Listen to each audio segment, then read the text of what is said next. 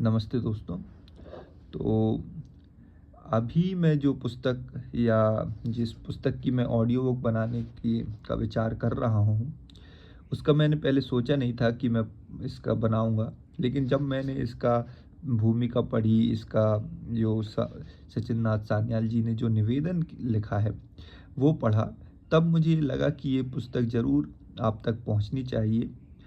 तो इस संदर्भ को लेकर कि आपको क्रांतिकारियों का जीवन कैसा था, वो सिर्फ राष्ट्र के बारे में जब वो क्रांति करते थे, वो सोचते थे, तो वो समाज के प्रति उनका क्या नज़रिया था, वो किस दृष्टि से देखते थे, वो क्या करना चाहते थे, उनका जीवन कैसा था, ये सारी बात आपको पता चले, इस उद्देश्य के साथ मैं इस बुक का ऑडियो बना रहा हूँ। ये सचिन नाथ सान्याल जी ने ये अपनी पुस्तक लिखी है और मैं निवेदन से शुरू करता हूँ जो उन्होंने अपनी पुस्तक में लिखा है, जिससे आपको पता चलेगा कि कितने दार्शनिक विचारों के क्रांतिकारी हुए हैं और जो क्रांति करता है वो कितना बड़ा दार्शनिक होता है, ये आपको इससे पता चलेगा।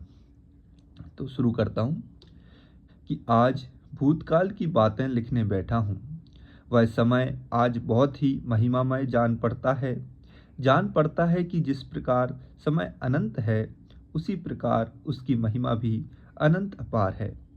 ऐसा लगता है कि समय उसे भी सुंदर बना देता है जो सुंदर नहीं है। वह संगति से भी संगति मिला देता है, उसे बेढंगी नहीं रहने देता। वह समय की महिमा विचित्र है। उसकी कृपा से अप्रिय की स्मृति भी प्रिय हो जाती है। वास्तव में अतीत गुजरे हुए की स्मृति बड़ी मीठी होती है। वह वीणा की तार से सोई हुई झनकार की तरह तार पर आघात करते ही मधुर भाव से झंकृत हो उठती है। पिछली कई कई बार पिछली बातों की याद दुख भी हमें कम नहीं देती, किंतु उस दुख दर्द के बीच भी मानो सुख रहता है। उस समय चित्त का मर्म स्थल तक खुल जाता है, मानो उस अवसर पर अपने आप के साथ बिल्कुल निर्जन में बहुत ही गुप्त रूप से बातचीत होती है। आशा और निराशा, सुख और दुख मानो जिंदगी भर हमारे साथ खिलवाड़ करते हैं, किंतु बहुत दिनों तक इनमें से कोई भी नहीं टिकता। सभी 2 दिन दर्शन देकर, हंसाकर या रुलाकर चले जाते हैं।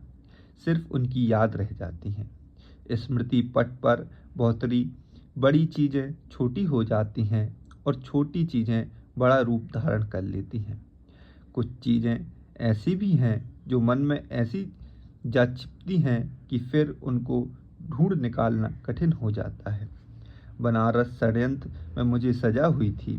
सन 1915 की 26 जून को मैं गिरफ्तार हुआ और 14 फरवरी सन 1916 को आजन्म काला पानी का तथा सारी संपत्ति जब्त होने का दंड मिला।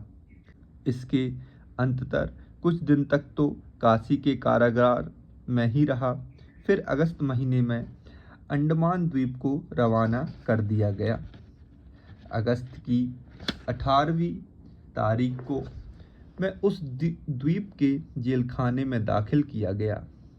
फिर इच्छामय की इच्छा के अनुसार फरवरी सन 1920 में सम्राट की घोषणा पत्र के कारण रिहा किया गया। बस 15 से लेकर सन 20 के आरंभ तक मेरा प्रथम बार का बंदी जीवन रहा।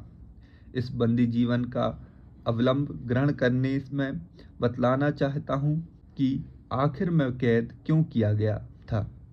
यह पुस्तक आज मैं इसलिए लिख रहा हूँ जिससे कि भारत के भविष्यवत इतिहास के कुछ अध्याय ठीक ठीक लिखे जा सकें। भारत का भाग्य एक महान युग संधि के बीच होकर दौड़ता जा रहा है। भारत के भीतर और बाहर क्रांति की भयंकर आग भगवान की गुप्त प्रेरणा से और निर्दिष्ट मार्ग पर, और वह भी मानो अपने लिए अनुकूल बवंडर बनाकर फैलती जा रही है। ऐसी ही एक बवंडर में उसी विधाता की मर्जी से मैं भी पड़ गया हूँ। मेरी ही तरह और भी कुछ युवा अपने मर्म स्थल की अव्यक्त वेदना से अधीर होकर जानबूझकर या वे समझे बूझे विधाता का अविष्ट सिद्ध करने के लिए ही दलबद्ध हो गए हैं। मुद्दत से मैं चाहता था कि उस दल के भीतरी मर्म का, जो कि कामकाज के बाहरी आडंबर में छिप गया था, एक संक्षिप्त इतिहास लिखूं। आज उसी मर्म व्यापी इच्छा को चरितार्थ करने की चेष्टा कर रहा हूं। हम लोग अक्सर घटना को ही महत्व देते हैं, उसी को बड़े आधार में देखते हैं, किंतु यह नहीं समझते कि घटना की ओट में, फिर वह घटना कितनी ही क्षुद्र क्यों न हो, महाशक्ति की लीला रहती है, और वह असल में घटना की अपेक्षा कहीं अधिक मूल्यवान होती है। सफलता का मोह हम लोगों को प्रतिपल घेरता है। विचार के द्वारा उस मोह का छेदन हो जाने पर भी प्राण उस महावेष्टन को काटकर अलग कर देने में समर्थ नहीं होता। किंतु बड़ी बड़ी घटनाओं के मुकाबले में जीवन यापन की मामूली बातें भी कुछ कम महत्व की नहीं होती। घटनाओं का आरंभ विचार जगत में ही हुआ करता है। इस संदर्भ में मैं व्यक्तिगत चरित्र की आलोचना होने पर भी वह व्यक्तिगत रूप से न की जाएगी। व्यक्ति से परिचय हुए बिना समिष्टि से परिचय नहीं हो सकता, इसलिए तो व्यक्तिगत चरित्र की आलोचना आवश्यक हो जाती है। यह परिचय देने में मेरे अपने और अपने दल के बहुतरे छिद्र प्रकट हो जाएंगे, तो इसलिए क्या मैं उन दुर्बलताओं और संकीर्णताओं को छिपाने की व्यर्थ चेष्टा करूं, जिन्होंने कि हमें भीतर ही भीतर पंगु बना दिया है। ऐसी चेष्टा व्यर्थ तो होगी ही, क्योंकि एक न एक दिन सत्य प्रकट होगा, और जरूर होगा, और साथ ही छिपाने का उद्योग करने से न सिर्फ सत्य का अपलाम ही होगा, अपितु उससे हमारा पंगुत्व, निकम्मापन भी अधिक बढ़ जाएगा। इतिहास के पृष्ठों में सत्यम बुर्यात प्रियम बुर्यात माँ बुर्यात सत्यम प्रियम सार्थक नहीं। तो ये निवेदन सचिननाथ सान्याल जी ने लिखा है अपने पाठकों के लिए। इसके बाद हम संपादक के जो बात है वो तो नहीं पढ़ते हैं, सीधे आ जाते हैं प्रथम भाग पर। प्रथम जो चैप्टर है उसका नाम है आत्मसमर्पण योग। कलकत्ता के राजा बाजार मोहल्ले में एक छोटा सा 2 मंजिला खपरेल का मकान था। गरीबों का सा घर जचता था। इसमें ट्राम कंडक्टर या इसी श्रेणी के लोग रहते थे। इसी मकान के ऊपर वाले एक कमरे में श्री शशांक मोहन हाजरा नामक एक युवा रहते थे। और अब शशांक मोहन हाजरा कौन है? तो शशांक मोहन हाजरा 23 दिसंबर 1912 को दिल्ली के चांदनी चौक में लॉर्ड हार्डिंग पर बम फेंकने की घटना का जिक्र आ चुका है। उपरोक्त घटना को अंग्रेज सरकार ने दिल्ली षड्यंत्र केस नाम दिया था। केस पूरे भारत में छानबीन करके उन लोगों पर चलाया गया था जो उस केस से संबंधित थे। केस की छानबीन के दौरान कलकत्ता में श्री शशांक मोहन हाजरा, जो बर्फ के कारखाने में काम करते थे, के घर से बम के कुछ खोल प्राप्त हुए थे, जो उस बम से मिलते जुलते थे जो लॉर्ड हार्डिंग पर फेंका गया था। शशांक मोहन का एक दूसरा नाम अमृत हाजरा भी था। किसी राजनीतिक डकैती में पुलिस ने जब उनके निवास स्थान की तलाशी ली, उस समय कुछ बम के खोल और बम बनाने की विधि की लिखित जानकारी भी पुलिस के हाथ लगी। अदालत में शशांक हाजरा ने स्पष्ट रूप से इनकार किया कि वे क्रांतिकारी हैं तथा बम बनाना जानते हैं। उन्होंने कहा, खोल तो लालटेन बनाने के काम आते हैं, और उन्होंने अदालत में एक गैस की लालटेन बनाकर दिखा दी। अन्य बरामद प्रमाणों से शशांक मोहन हाजरा का क्रांतिकारी होना सिद्ध हो गया और उन्हें 15 साल के काली पानी की सजा मिली थी। तो ये शशांक मोहन हाजरा की एक थोड़ी सी परिचय मैंने आपको दिया। और तो कलकत्ता के राजा बाजार मोहल्ले में 2 मंजिला छोटा सा मकान था। उसमें ऊपर किराए से शशांक मोहन हाजरा जी रहते थे। जिस समय वह गिरफ्तार किए गए उस समय उनके कमरे में बम की ऊपरी खोल मिली और ऐसे लेख भी बरामद हुए जिससे योग अभ्यास की विधि थी।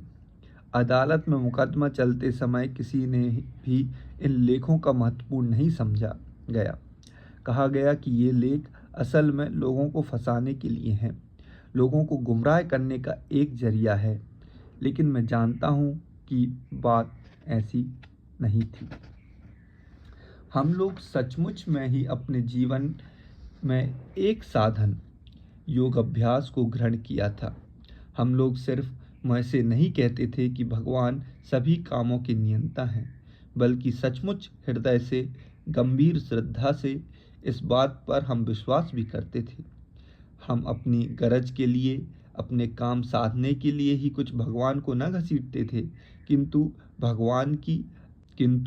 भगवान के अधिनायक तत्व की आलोचना और भावना में कितने ही दिन और रात्रियां तक हमने बिताई।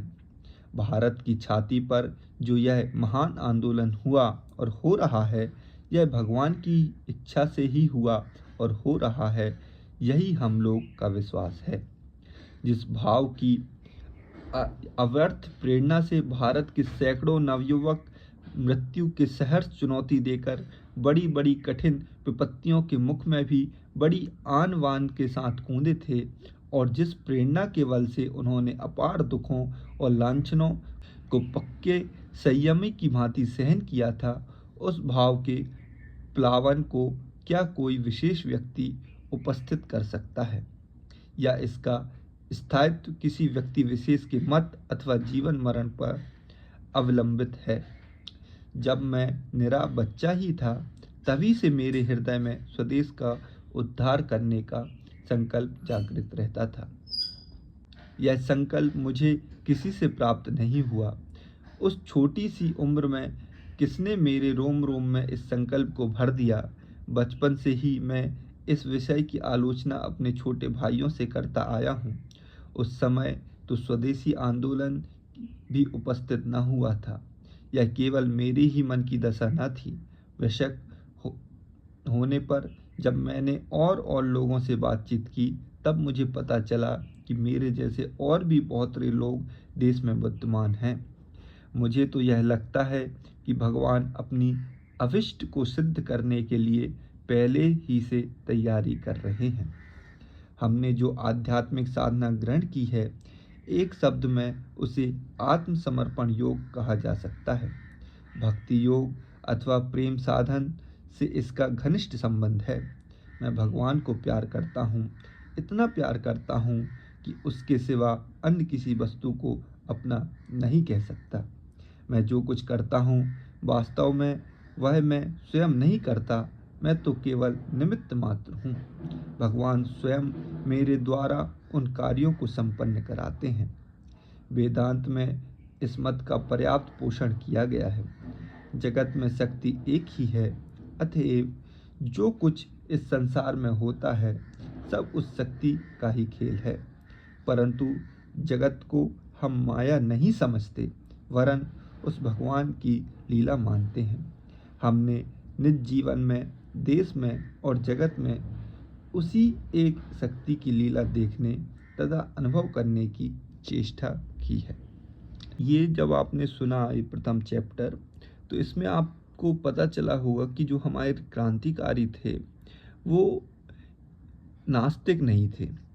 उनको ईश्वर के प्रति अटूट श्रद्धा थी, और उस श्रद्धा के कारण ही उनके जीवन में जितनी कठिनाइयाँ आईं, उन्होंने सहर्ष स्वीकार करी और उनसे वो पार हो पाए। क्योंकि आस्तिकता में जो बल है वो किसी और चीज़ में नहीं है।